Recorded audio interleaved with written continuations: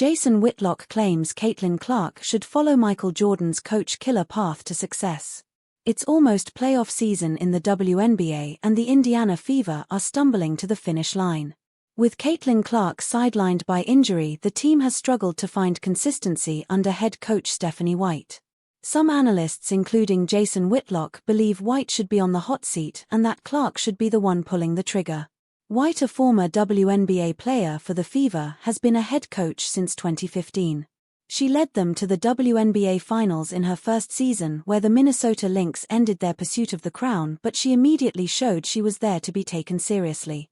White then moved to the college ranks in 2016, spending 5 years at Vanderbilt before returning to the W to coach the Connecticut Sun, who made back-to-back runs to the semifinals.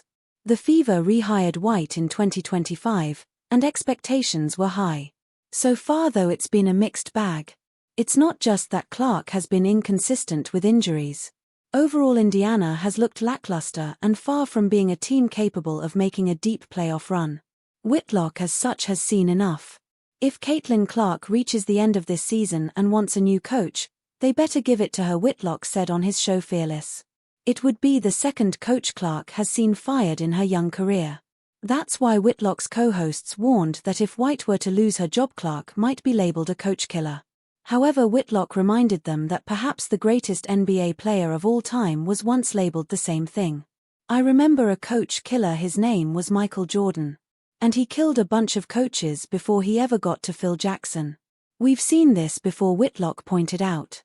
That's why the analyst believes that if things still aren't working when Clark returns, White needs to be held responsible. If it doesn't work when she comes back, that's when we should really be blaming Stephanie White, he added, before pointing out that the Fever haven't figured out how to use Clark and Kelsey Mitchell together. Mitchell, an 8th-year player out of Ohio State, has shouldered the scoring load with Clark out. Whitlock considers her one of the best bucket getters in the league. Yet, when the two share the floor, he sees them struggle alongside each other. Whitlock then argued that White might not know how to use Clark and Mitchell together because they aren't the type of players she prefers.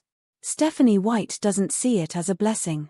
She wants an Odyssey Sims and Ari McDonald out there controlling the game. People she has leverage over and can control. In all honesty, it could be argued that Whitlock was a bit too harsh with his comments.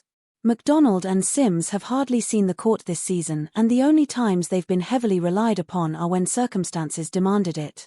McDonald in particular has stepped up recently, handling the ball well in Clark's absence. At the end of the day, the Fever have struggled for a variety of reasons.